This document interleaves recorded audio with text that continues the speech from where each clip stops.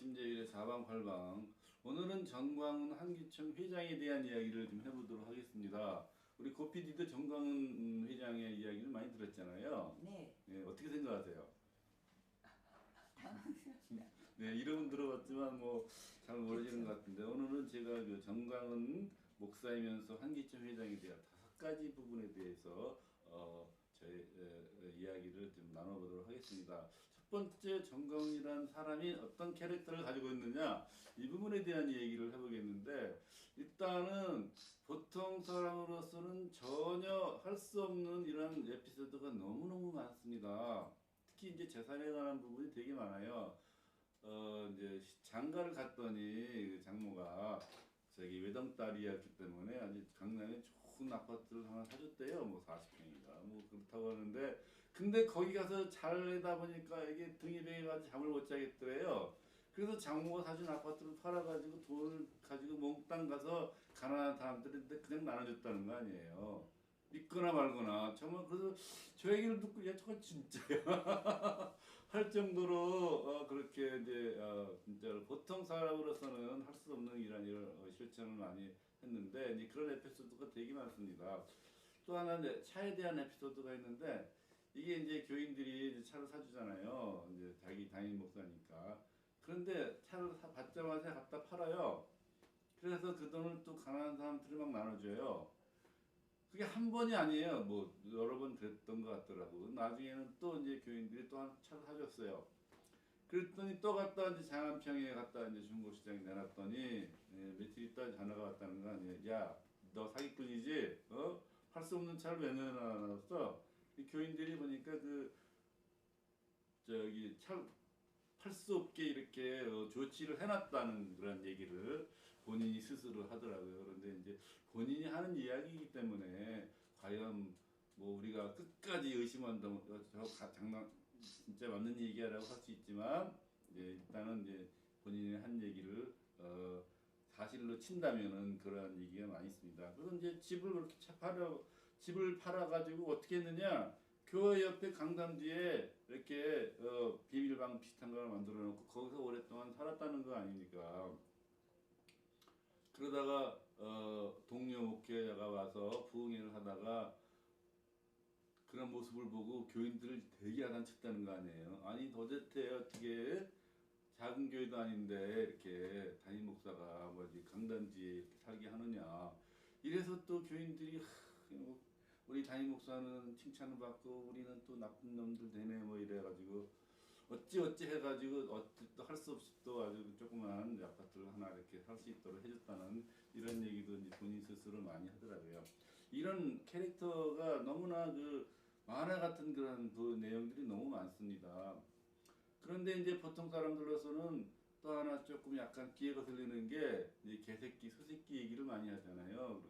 미친년이란 얘기도 많이 하고 그렇더라고요. 그래서 저는 사실은 개인적으로는 그렇게 약간의 그 거친 말에 익숙하지 않기 때문에 조금 부담스러워요. 그런데 이제 그 부분에 대해서도 본인이 해명을 하더라고요.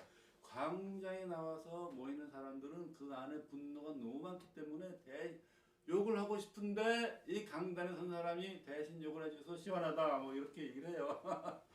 그래서 그런 것도 하나의 그 의도된 그런 부분이 있다라고 보여지면서, 그런데 이제 그 예배 시간에는 그렇게 거친 말을 안 하기 때문에 이제 그래서 이제 그것도 양면성이 있다라고 저게 생각이 듭니다.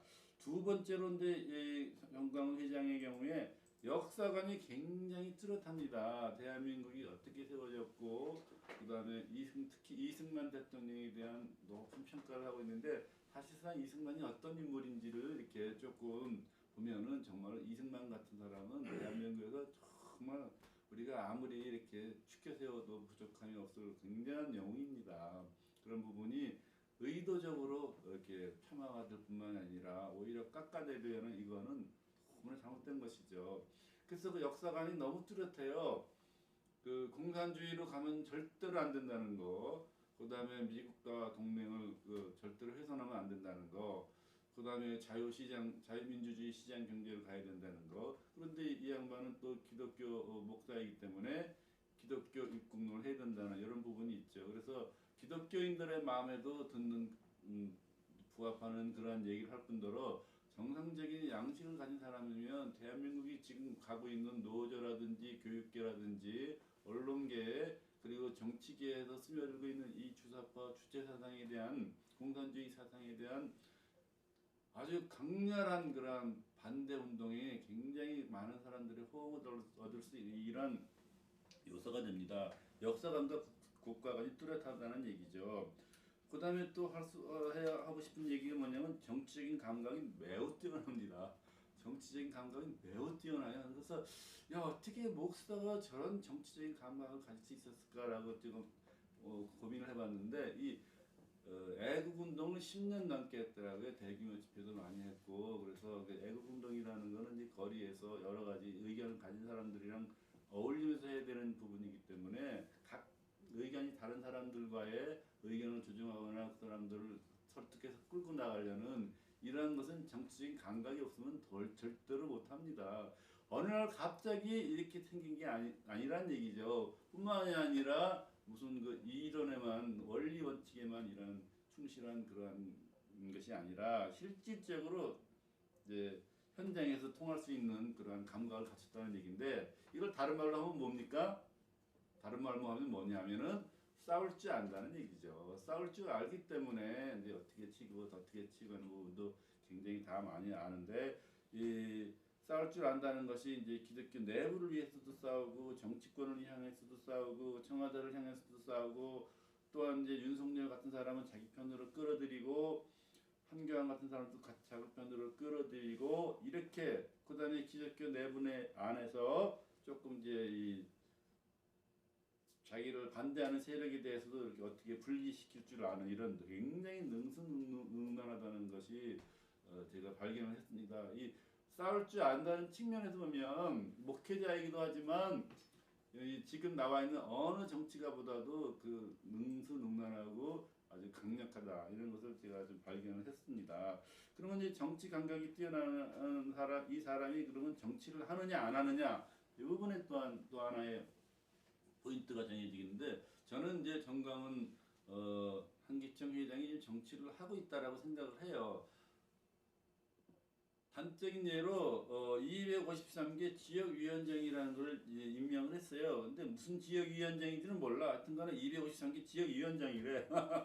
그래서 자기 며칠 전부터는 자기 그 서울 사랑제일교회 이제 253 지역위원장을 초청을 해놓고 또 강연도 하고 또 자기가 알고 있는 자기의 지식도 전수하고 이제 이렇게 얘기를 하고 있더래요. 그럼 253개 지역위원장이 뭐겠습니까? 목적은 뻔하죠. 내년 4월 15일 날 7월 1일 총선에서 주사파 북한에 동조하는 세력을 밀어내기 위한 그러한 정치 세력이 바로 될 것입니다. 이분들은 또 기독교를 보호해야 된다는 주체사상이라든지 주사파 정권이 공산주의 정권이 들어서면 시인왕의 자유가 없다는 것이 너무나 절실하게 느끼기 때문에 우리가 그러한 세력을 정치 선거에서 떨어뜨리기 위해서 절사적으로 투쟁을 할 겁니다. 이것이 바로 엄청난 힘이 되겠죠. 그리고 대전에도 보면은 동성애 반대라든지 차별법 반대라든지 뭐 이런 부분에 대해서 굉장히 강력하게 투쟁하시는 이런 목회자들이 많이 있는데 그분들과 자연히 연대가 될 것입니다. 그래서 실질적으로 정치를 하고 이미 시작했다라고 볼 수가 있어요. 그리고 누누이 얘기하지 않습니까? 이승만 광장에 많은 사람들이 모여야 그것이 윤석열에게 힘을 실어주는 것이고 청와대에 있는 그러한 세력들에게 타격을 줄 것이다라는 얘기를 많이 하지 않습니까? 그럼 누구나 공감할 수 있는 이런 부분이죠. 그럼 또 하나 정치적 감각에 대해서 또 하나는 그런 본인이 직접 정치 현장에 앞장설 거냐 안 설 거냐 이런 부분이 남아 있는데 쉽게 얘기하면 이제 출마할 거냐 안 할 거냐 이런 얘기가 되잖아요. 그런 부분에 있어서는 저는 이제 출마를 안 할 거라고 생각을 해요. 왜냐하면은 어떤 정치인을 세워주는 일이 더 중요하기 때문에 그와 같은 역할을 할 거라고 보니 정치적인 활동은 하지만 정치인으로 나서지는 않을 거다. 저는 이렇게 생각을 합니다. 그리고 이 사실상 이렇게 가만히 보면은 정광훈 회장을 둘러싸고 움직이는 조직이 되게 많습니다. 253개 지역위원장도 있지만 토요일 날은 또 광화문 광장, 이승만 광장에서 수십만, 수백만 명이 모여서 이렇게 대회를 국민 대회를 하잖아요. 그다음에 또 일요일 날은 기독교인들을 모아놓고 저걸 하지 않습니까? 그 예배를 드리고 그다음에 기독교 청교도 영성원이 있고 교회가 있고 뭐 이렇게 많이 있죠. 정치적 감각이 매우 뛰어나다 이런 부분과 관련해 가지고 그러면은 대전 같은 경우는 이제 장경동 목사 있잖아요. 그러면 장경동 목사는 과연 정치를 할 거냐 말 거냐 저는 그 부분도 똑같이 생각을 합니다. 뭐냐면 장경동 목사는 이미 정치를 하고 있어요. 정치를 하고 있는데 중요한 거는 그러면 장경동이라는 사람이 예를 들어 총선에 나올 거냐 아니면 뭐 다른 선거에 나올 거냐 뭐 지자체 선거에 나올 거냐 요거는 별개라고 보고 싶어요. 왜냐하면은 그분들이 이제 그 목회자이기 때문에 쉽게 얘기해서 이제 그렇게 그들은 이제 물어보면 이렇게 얘기할 거예요. 하나님이 나가라 그러면 나가고 하나님이 나가지 말라 그러면 안 나갈 것이다. 그렇지만은 필요하면 국회의원이든 지자체든 이런 선거에 나올 수도 있는 잠재적인 후보라고 저는 생각을 합니다. 정강훈 회장이 그 독일 이야기를 많이 하거든요. 독일 이야기를 많이 하는데 독일 그 똑똑한 독일 사람들이 히틀러인 때 5년 동안 속아가지고 나치 정권에 휩쓸려가지고 세계 대전을 일으키고 유대인을 600만 명을 학살하고 그랬잖아요. 5년 동안 속아 넣어본다 한다면 전쟁이 끝난 다음에 독일 정치계에서는 너무나 큰 반성이 있었어요. 그래서 1945년에 이제 정당들이 새로 나왔는데 그 중에 하나가 기독교 민주당이라는 정당이 세워났어요. 정당 이름 자체에 기독교라는 이름이 들어간 그런 정당이 많이 세워졌거든요. 그렇기 때문에 지금 정광훈 회장이나 장경동 목사나 또 그렇게 청와대 앞에서 매일 예배드리는 그런 사람들은 사실상 정치적인 행동을 하고 있고 언제든지 필요하면은 기독교 이름이 들어가 있는 그러한 정당 정치 세력으로 바뀔 그런 태세가 갖춰졌다라고 저는 생각을 합니다. 그 다음에 또 제가 5가지 부분에 대해서 이제 얘기를 하고 있지 않습니까? 그러면 기독교인 입장에서 그러면 정강 회장을 어떻게 볼 거냐 이런 부분이 있잖아요. 그러면 이제 쉽게 얘기하면 뭐 간단히 얘기하면 정광훈 회장이 이야기하는 건 이단성이 있느냐 없느냐 또 하나는 어떤 신앙적으로 타당하느냐 안 타당하느냐 이런 부분이 있는데 일단은 이단성은 저는 없다고 생각을 해요. 왜냐하면은 핵심적인 부분은 예수 그리스도의 유일성이라든지 예수 그리스도가 이 땅에 몸을 가지고 태어난 것을 인정하느냐 안 하느냐 그 다음에 자기 개인을 하나님의 자리에 놓느냐 안 놓느냐 이 몇 가지 있어요. 근데 그런 부분에 있어서는 다 통과됐다라고 보기 때문에 이단성에 대해서는 이제 없다라고 생각을 하고 또 하나 중요한 부분은 그러면 정광훈이라는 목회자가 성경에 나와 있는 굉장히 많은 풍부한 그 기독교의 보물을 새로 발굴해서 기독교 유산을 풍부하게 만들고 있느냐 이런 부분이 또 하나 있는데 저는 그 부분에 대해서도 나름대로 기독교 문화를 기독교 세계관을 확장하는 데서 중요한 역할을 하고 있기 때문에 저는 통과했다라고 생각을 합니다. 마지막으로 얘기하고 싶은 부분이 뭐냐면은 이 정광훈 회장이 미래지향적인 이야기를 되게 많이 해요. 이것이 또한 사람들의 가슴을 끓게 하거든요. 미래지향적인 얘기를 많이 하거든요. 예를 들어서 대한민국이 세계적인 중심국가가 될 것이다. 물론 이제 공산주의 세력을 이제 척결한 다음에 돼야 되겠죠. 또 하나 이제 기독교인들에 대해서는 세계 기독청을 만들겠다 이런 얘기를 하거든요.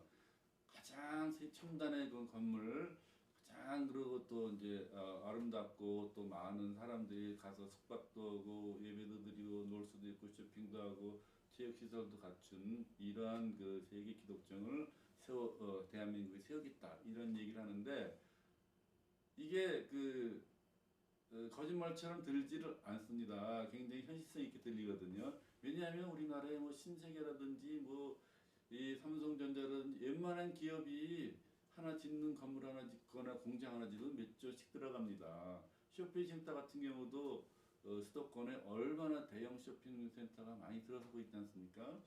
그렇기 때문에 기독교인들이 힘을 합쳐가지고 우리가 세계 기독교를 이끌어갈 수 있는 어떤 중심적인 그런 시설 하나 만들자라고 하면 얼마든지 만들 수 있어요. 다만 지금까지는 구심점이 없었고 깃발을 든 사람이 없었고 실제로 추진한 사람이 없었기 때문에 못했을 뿐이죠.